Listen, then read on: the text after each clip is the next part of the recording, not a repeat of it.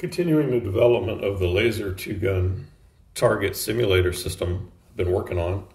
I've got a setup here that just demonstrates 2 channels. Normally there would be as many as 8. These are the targets I'm using are the CREE reflector diffuser assemblies I showed in an earlier video. It's got a bank of 3 LEDs that latch on when the laser strikes the target, indicating it's been hit.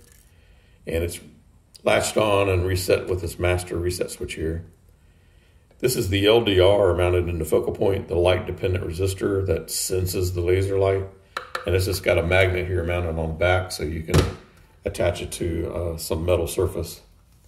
And this is the electronic stopwatch I showed in an earlier video. Opened it up and modified it so it can accept an external start-stop signal from this control board here. And this is the master reset for the targets. This is the potentiometer to adjust for the ambient light conditions. And so the way this works is this target here is designated as the start and the stop target. And meaning that when the laser first strikes this target, the LEDs latch on and the timing sequence begins. You would work your way through and shoot the remainder of the targets and then come back and strike this target one more time. And on the second strike, it actually stops the timing sequence. So I'll show you now how that works. I'll fire on the start. You can see the lights latch up and the timing sequence has begun. And then I would work my way through and fire on all the remainder of the targets and then come back and fire on this start-stop target. And at that time, it stops the timing sequence. So it would give you a score of 10 seconds and 59 100ths. So then you could reset the targets and reset the time and try again. And the idea is to have the fastest speed you can get and clear all the targets without any misses. This time it showed 1 second and 18 100ths. And you're only allowed 11 shots maximum to clear the string.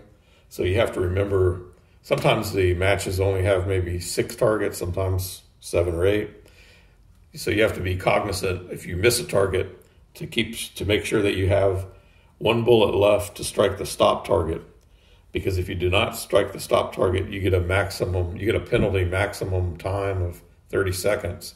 And that's pretty devastating because normally you can clear all the targets in single digits, a couple of seconds or so. So if you get a 30-second time, that's pretty bad.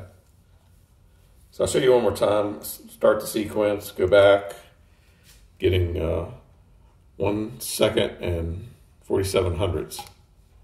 So that's the idea. The only thing I need to do now is add additional channels for the additional targets.